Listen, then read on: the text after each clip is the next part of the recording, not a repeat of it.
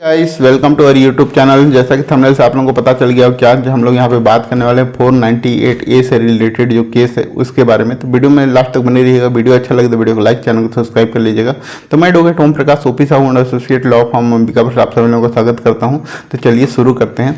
तो उससे पहले हम लोग केस लॉ को शुरू करने से पहले हम लोग सबसे पहले बेसिक चीज़ समझ लेते हैं कि 498 का केस कब दर्ज होता है। ठीक है, तो 498 का केस जब भी वाइफ के द्वारा अगर नॉर्मल टाइप का भी अगर झगड़ा होता है हस्बैंड वाइफ या उनके घर वालों के बीच में, तब भी वहाँ पे जब वाइफ के द्वारा थाने में जाया जाता है तो वहाँ पे 498 का केस दर्ज कर दिया जाता है। क्यों? क्योंकि वहाँ पे ये बोला जाता है कि हस्बैंड वाइफ के बीच का झगड़ा है तो वहाँ पे 498 लगेगा ही लगेगा, क्योंकि वो क्रूरता क्रूएल्टी वगैरह ले आते हैं और उसके आधार पर वहाँ पे 498 का केस दर्ज कर दिया जाता है।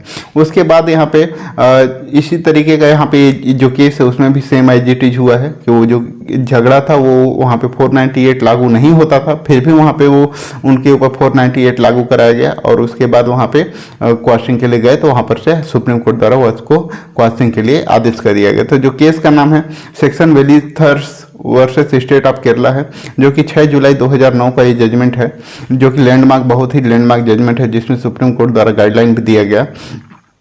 तो जो सबसे पहले इसमें क्या हुआ था कि जो उनकी वाइफ है उनका ऑलरेडी उनके भाई से शादी हुआ था जिनसे 2 बच्चे थे।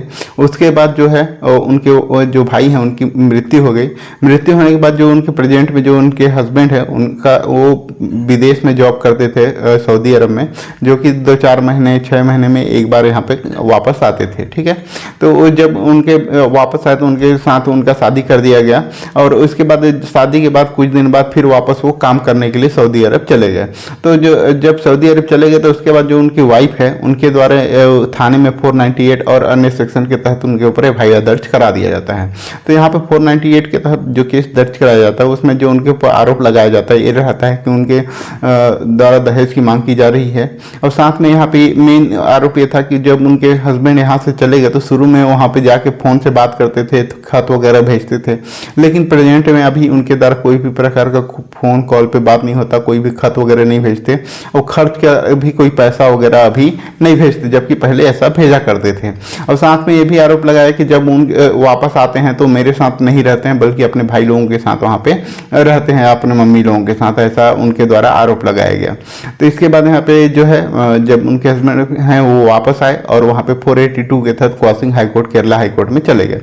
तो वहाँ पे जब गए तो वहाँ पे केरला हाईकोर्ट के द्वारा उसको वहाँ पर से रिजेक्ट कर दिया गया और क्वाशिंग को। फिर वो अपील में चले गए सुप्रीम कोर्ट में।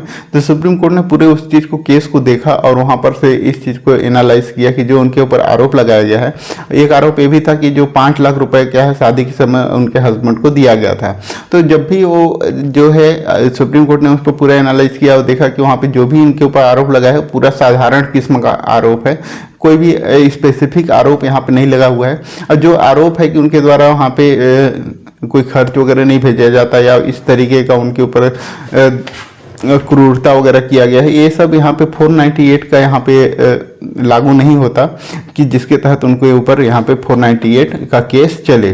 और यहाँ पे एक चीज़ ये भी देखा गया कि जो दहेज की मांग की गई है वो वहाँ पे इनके द्वारा नहीं की गई है, बल्कि उनके द्वारा ये कहा जा रहा है कि उनके द्वारा 5 लाख रुपए का दहेज दिया गया था, जबकि उसके बाद उनके द्वारा कोई भी दहेज जो है इसकी मांग नहीं की गई। इससे रिलेटेड कोई भी वहाँ पे एविडेंस नहीं है और कोई भी उनके द्वारा इस तरीके का कोई आरोप भी नहीं लगाया गया है। तो सुप्रीम कोर्ट ने इस चीज़ को एनालाइज किया और वहाँ पे एक गाइडलाइन भी जारी किया कि अगर कोई भी 498 का केस दर्ज करते हैं उससे पहले जो है उसको इन्वेस्टिगेशन करें, उसके बाद ही उसको 498 का केस दर्ज किया जाता है। तो आप सभी लोगों को पता भी होगा कि अगर आपके ऊपर कोई भी 498 का केस दर्ज होता है उससे पहले आपको पुलिस द्वारा 41 का नोटिस भी दिया जाता है और वहाँ पे आप लोगों को बुलाया जाता है, पहले इन्वेस्टिगेशन किया जाता है और उसके बाद ही वहाँ पे 498A का केस दर्ज होता है।